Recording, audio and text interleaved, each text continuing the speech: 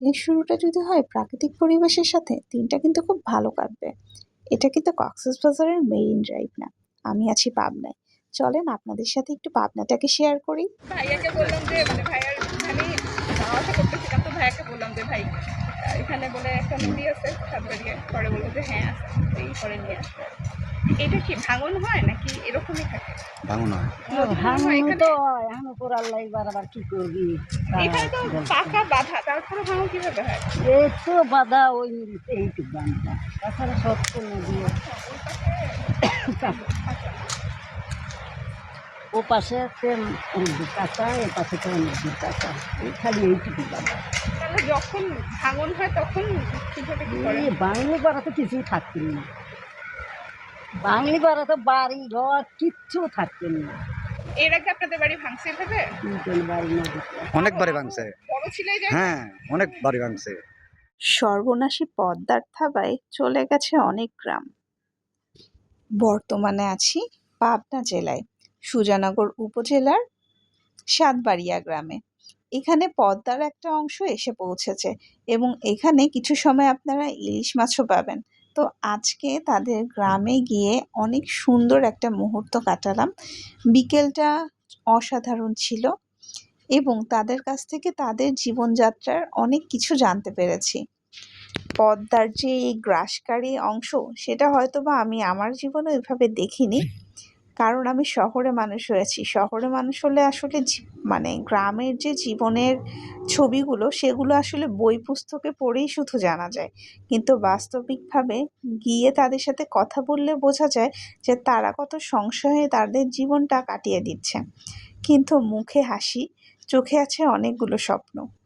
এটাই মানুষ, তাই না? তো পদ্মার পাড়ে গিয়ে খুব চমৎকার একটা সময় কাটালাম।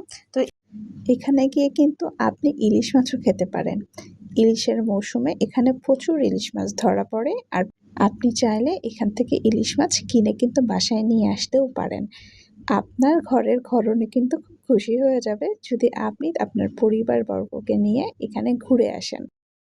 পাবনা এবং পাবনা শহরের আশেপাশে যারাই আছেন তারাই কিন্তু চাইলে এখানে যেতে পারেন। ওইখানে একটু গুজে দিতে হবে, গুজে দিয়ে ভিতরে চাপা দিচ্ছেন তো, নাহলে পড়ে যাবে কিন্তু। পড়ে গেলে একদম পানিতে। কুমির আসছিল, দেখছো তুমি? না দেখিনি, মোবাইল দেখছি। তাই? আচ্ছা, মোবাইলে দেখছি। ওটা ওই পাশে কোন গ্রাম ছিল? পদ্মাপাড়। ওটাও পদ্মা, এটাও তো পদ্মাপাড়। ওনার লোক বলে যে ইপার পদ্মাপাড়, ইপারের লোক বলে যে ওপার পদ্মাপাড়। আচ্ছা, দুইটাই পদ্মাপাড়, কিন্তু আসলে ওই পারে গেলে কুষ্টিয়া। আচ্ছা আচ্ছা, ওই পারে গেলে কুষ্টিয়া। পদ্মাপাড়ই বলে, বুঝছেন? আচ্ছা, লালন শাহ নাকি লালন শাহ। আচ্ছা আচ্ছা, তাহলে এটা হইলো আপনার ভাঙতে ভাঙতে এই পর্যন্ত আসছে, তাই না? এখন হলো রাত্রেবেলা ঘুমাইলেই টেনশন যে কখন কি হয়ে যায়। এটাই। আমার আল্লাহ পাক যদি রহম করে আবার এপার ওইপার ভাঙে আবার এপার করতে পারে, ঠিক ও আছে? আচ্ছা আচ্ছা, মানে এবারে চরও আবার হইতে পারে। ঠিক আছে, এই ভালো লাগে তাহলে। তোমাদেরও নিলাম। তো ফাইনালি আমাদের ঘোরাফেরা শেষ, এখন আমার বিদায়ের পালা।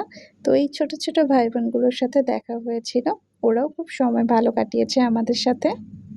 ফিরে আসার সময় দেখছিলাম এখান থেকে ট্রলার যাচ্ছে, তো সেই ট্রলারেরও একটা ভিডিও করে ফেললাম। তো আমি যে ভ্যানওয়ালা ভাইয়ের ভ্যানে গিয়েছিলাম, ভাই বলছিল আমিও টানি আর আপনিও ভিডিও করেন, তাহলে ভিডিওটা সুন্দর আসবে। তো এই ট্রলারের সাথে সাথে আমরা চলে যাচ্ছি আমাদের নির্দিষ্ট গন্তব্যে।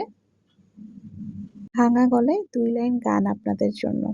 ও রে নীলে দরিয়া আমায় দে রে দে ছাড়িয়া। এটার সাথে আমাদের যাত্রা শেষ। এখানে ছবি তুলবো, অনেক সুন্দর ছবি আসবে।